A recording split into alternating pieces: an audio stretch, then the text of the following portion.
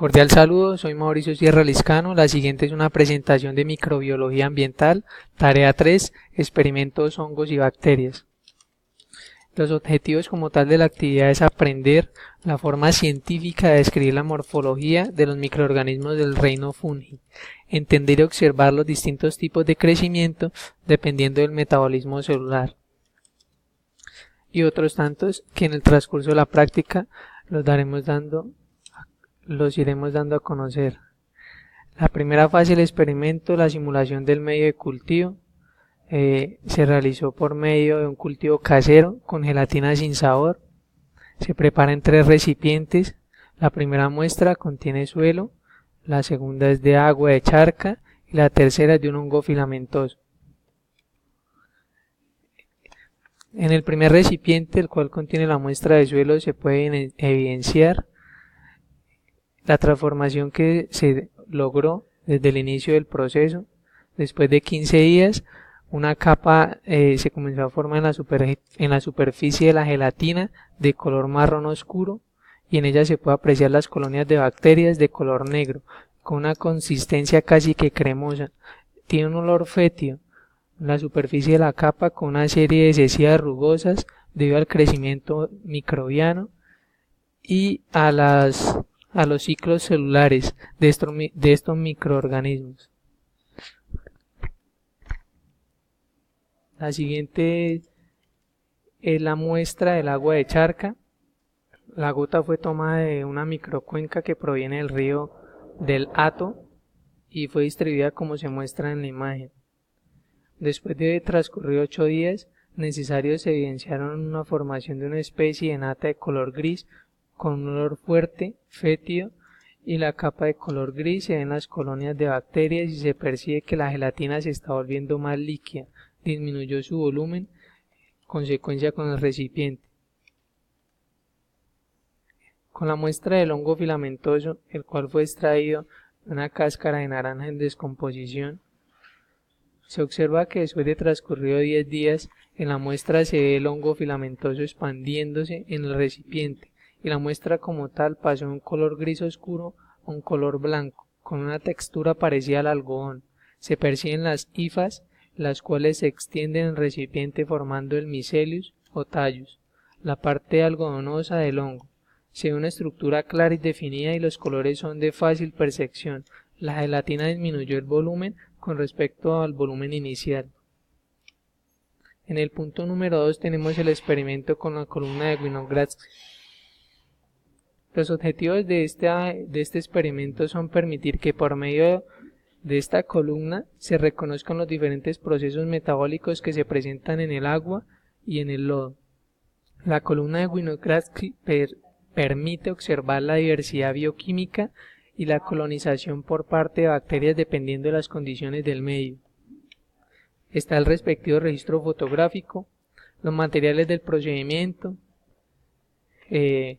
la fotografía de cómo se empleó todo el proceso, la duración de la columna, el tiempo del experimento. La duración de la columna será de 4 semanas, tiempo en el cual se registran los cambios que se vayan presentando. Las siguientes preguntas más adelante serán evidenciadas. El registro fotográfico. El análisis.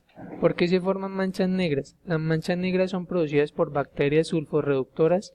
Estas bacterias quimioheterótrofas oxidan la materia orgánica al reducir el sulfato, que ante la presencia de metales pesados como el hierro forman estos espacios negros. Esta reacción ocurre bajo la condición anóxida. Además existen en estas zonas Clostridium, una fermentadora ribulosa. En definitiva, posible interacción ecológica entre bacterias púrpuras no del azufre y bacterias sulforreductoras. ¿Por qué la parte superior de la columna es verde? Ya que en la parte superior se desarrollan las bacterias diatómeas y estas contribuyen a la formación de fitoplancton, y también se permite en esta misma área el desarrollo de cianobacterias fotosintéticas, y eso permite que la tonalidad del agua adquiera un tono cada vez más verde amarillo. También tenemos presencia de manchas verdes, las cuales corresponden al fotoplancton anaeróbico, cianobacterias y algas verdes, organismos flagelados y diatómeas. ¿Cuál es la fase anaerobia de la columna? La fase anaerobia de la columna se encuentra en el fango, con una alta concentración de ácido sulfídrico, donde se desarrollan las bacterias. En esta fase anaerobia, los sustratos orgánicos degradados en el dióxido de carbono y otras sustancias, los organismos obtienen su energía subdividiendo esas sustancias en otras hasta lograr un tipo de fermentación. ¿Cuál es la fase aerobia de la columna? Se encuentra en la parte superior, en la cual el agua puede contener grandes cantidades de bacterias de diferentes tipos. La mayoría de estos organismos suelen ser flagelados, los que les permite su movilidad, y también se pueden encontrar bacterias sulforreductoras. Estas bacterias provenientes del fango inferior o algunos llamados quimiotótrofos. ¿Cuál es la fase microaerófila de la columna? Es un entorno con poco oxígeno y una gran concentración de dióxido de carbono en la zona comprendida en la interfaz agua-aire. ¿A qué se debe el olor a huevos podridos en dichos sistemas? Esto se debe a las grandes cantidades de sulfuro de hidrógeno, el metano proveniente del resultado de una interacción sintrófica entre microorganismos fermentadores que producen hidrógeno y arqueas metanogénicas, que lo aprovechan y así evitan la inhibición de los fermentadores por acumulación excesiva de hidrógeno. ¿Qué aplicabilidad tiene el experimento o qué le permite entender dentro del ejercicio de la ingeniería ambiental?